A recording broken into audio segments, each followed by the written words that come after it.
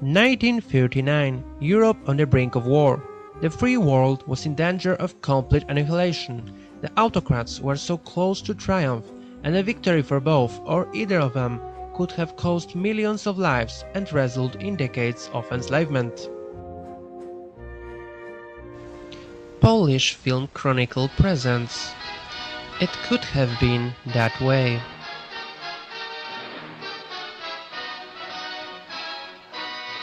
Screenplay and direction by Moscow.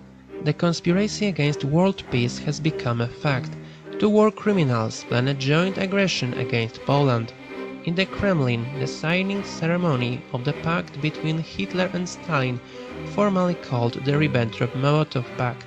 Nazism and communism, ideologies stemming from the same contempt for liberty, form a cordial alliance. A secret meeting is underway at the Polish Army headquarters. Polish generals acquaint President Mościcki with a plan for a defensive war. Units consisting of ethnic minorities will defend the eastern Poland from the Soviets. Concerned Mościcki seeks to further strengthen the anti-communist alliance. There is a country in the east that has its own disputes with the Soviet Union. His Imperial Majesty meets Polish President. A member of the Polish delegation is young Bronisław Piłsudski, close friend of the Emperor. With his help, the President is trying to convince the monarch to cooperate against the Soviets. Communism is as much a threat to Europe as it is to Asia. The Emperor understands this. His troops have just crushed a powerful Soviet offensive near Khalkhin Gol. He promises military actions in the event of the Soviet invasion of Poland.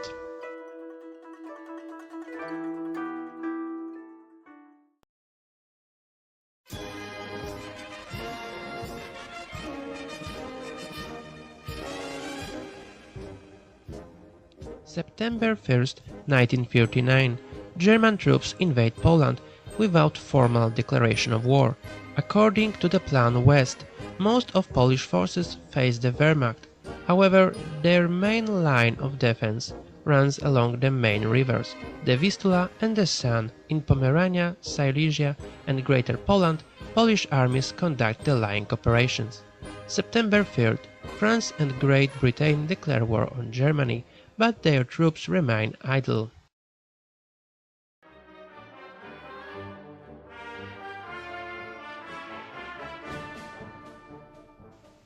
Hitler's ally is more reliable than the Western powers. On September 17, Stalin invades Poland. However, just a day later, Japanese planes attack Soviet Far Eastern Fleet in Vladivostok. At the same time, the Japanese army attacks from Manchuria. The Soviet intelligence did not predict cooperation between Japan and Poland. Meanwhile, the Red Army units entering the eastern Poland clash with Ukrainian and Belarusian divisions of the Polish army. Soviet units often surrender without a single shot being fired. Soldiers desert in thousands. They do not want to fight for communism. Helpless Stalin asks for an armistice.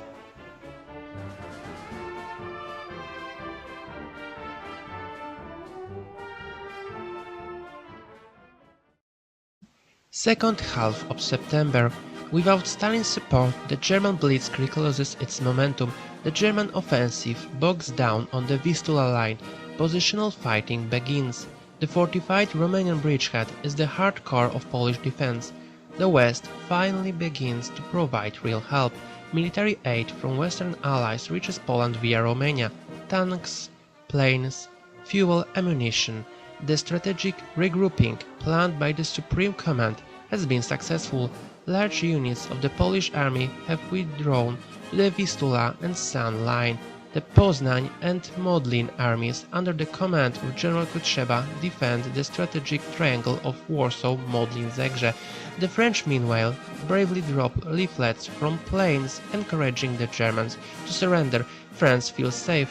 No one wants here to die for Gdańsk.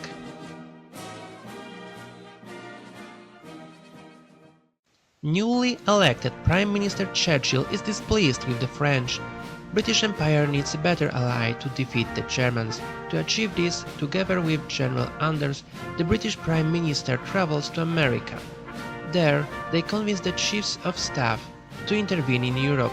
The Americans' participation may tip the scales of victory in the war against the Nazi-Soviet coalition. President Roosevelt, under pressure from the American Poles, reluctantly agrees to send small expeditionary force to Europe under the command of General Patton.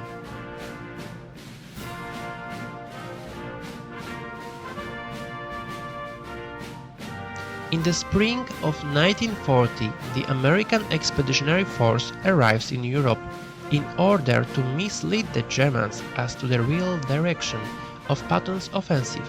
Polish intelligence sends false reports using copies of Enigma. The German command is convinced that General Patton is planning a major offensive in the Ardennes region. June 6, 1940, D-Day, the Americans conduct a naval invasion on the beach in Dąbki. The invasion fleet sailed through the Danish Straits, piloted by ships of the Polish Navy. The Germans were completely taken by surprise.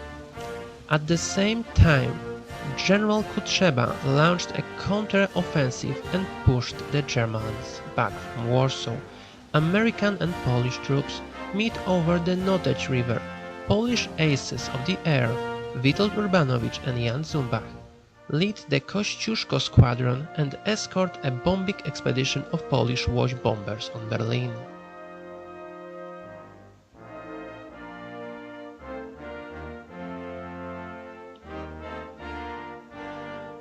A military coup overthrows Hitler.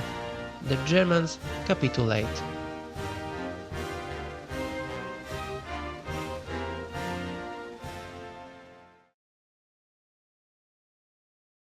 Generals Patton and Kutrzeba regroup their forces.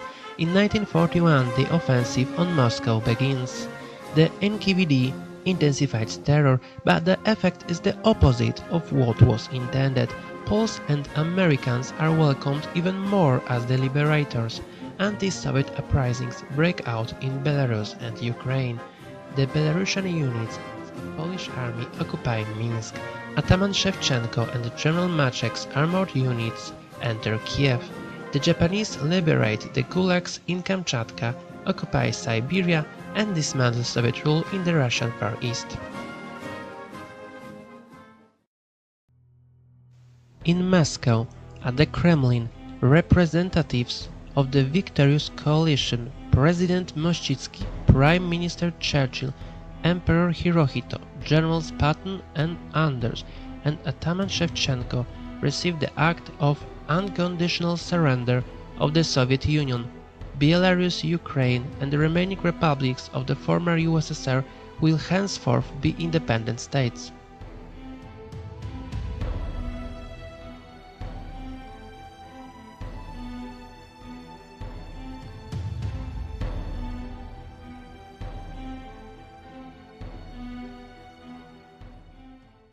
The commanders of the victorious armies, Generals Patton and Kutrzeba, accompanied by General Anders and Ataman Shevchenko, receive a victory parade in the streets of an enthusiastic Warsaw. After the death of Roosevelt, General Patton won the presidential election in the USA. At the summit of the Big Four in Józefów near Warsaw, Presidents Patton and Mościcki, Emperor Hirohito and Prime Minister Churchill discuss the shape of the post-war world. Mościcki proposes the establishment of the European Union. The founding members will be Poland, Lithuania, Belarus and Ukraine. Prime Minister Churchill adds Great Britain to the project. War criminals are brought before the Nuremberg Tribunal.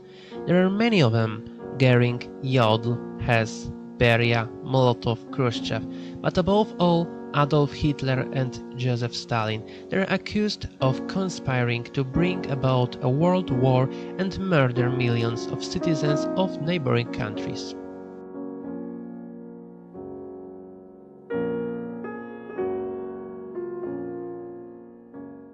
Year 2004, the European Parliament in Warsaw hosts the ceremony of welcoming new members of the European Union, France and Germany.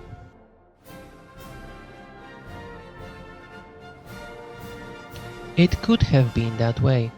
Writers, directors, cast.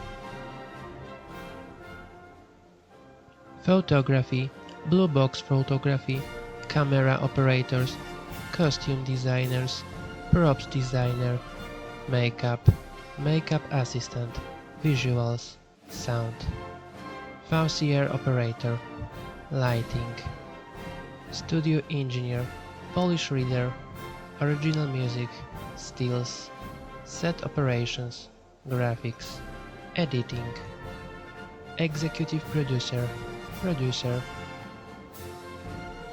Special thanks to